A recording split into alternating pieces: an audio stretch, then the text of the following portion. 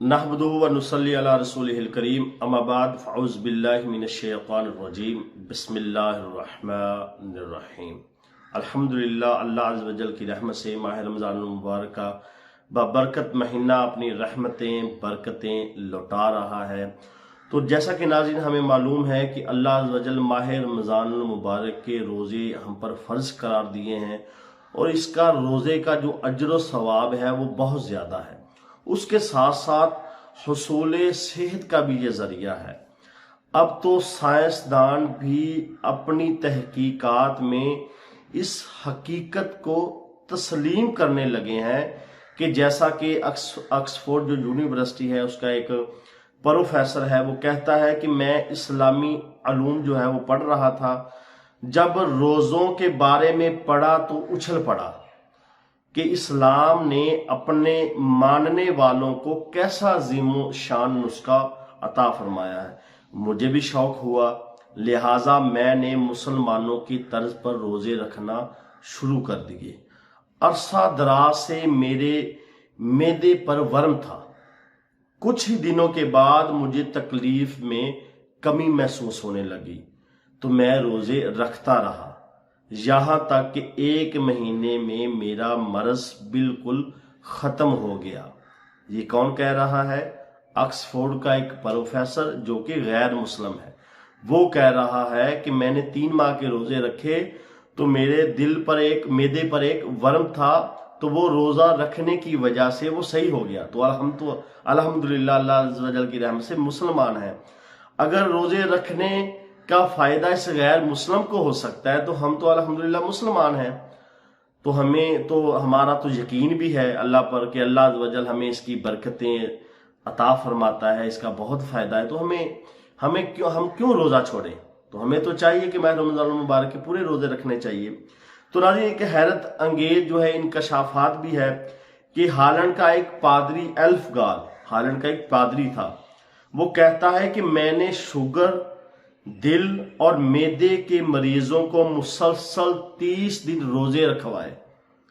नतीजा क्या निकला कि शुगर वालों की शुगर कंट्रोल हो गई और दिल की मरीजों की जो घबराहट और सांस का फूलना कम हो गया और मैदे के मरीजों को सबसे ज्यादा फायदा हुआ। जो मैदे की जिनको मर्ज था ना, उनको सबसे ज्यादा फायदा हुआ। एक अंग्रेज माहिर नफ्सियात का बयान है कि रोजे से जिस्मानी खिंचाव, जहनी डिप्रेशन और नफ्सियाती मराज का खात्मा होता है। सुभान अल्लाह। एक अखबारी रिपोर्ट भी आई है। अखबारी रिपोर्ट के मुताबिक जर्मनी, इंग्लैंड और अमेरिका के माहिर डॉक्टरों की तहकीकाती टीम रमजानुल मुबारक के महीने में पाकिस्तान आई। उन्होंने बाबुल मदीना कराची, मरकज़े औलिया लाहौर और मुहद्दिस आज़म सरदाराबाद, ये जो फैसलाबाद में मौजूद है, इसका इंतखाब किया और जायजा सर्वे किया। बाद में इन्होंने ये रिपोर्ट पेश की कि चूंकि मुसलमान नमाज पढ़ते हैं और रमज़ानुल मुबारक के महीने में इसकी ज्यादा पाबंदी करते हैं, तो इसलिए वजू करने से नाक, कान और गले के अमराज में वाकई कमी हो जाती है।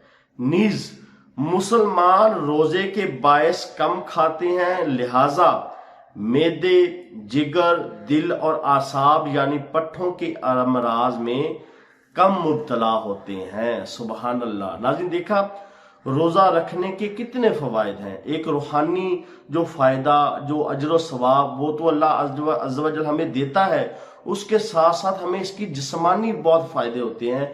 काफी सारी, जैसा कि मैंने आपको बताया, काफी सारी जो मर्जें हैं अल्लाह अज़्ज़ व जल इस रोजा रखने की वजह से, अल्लाह पाक के हुक्म से जो बंदे के अंदर जिस्म में जो भी कोई मर्ज में बंदा मुब्तला होता है, अल्लाह अज़्ज़ व जल इस रोजे रखने की बरकत से अल्लाह अज़्ज़ व जल उस मर्ज का खात्मा कर देता है। तो हमें चाहिए कि इस माह मुबारक में सारे रोजे रखें, उसे हटकर जो नफली रोजे हैं वो भी रखने चाहिए, उनका भी फायदा होता है।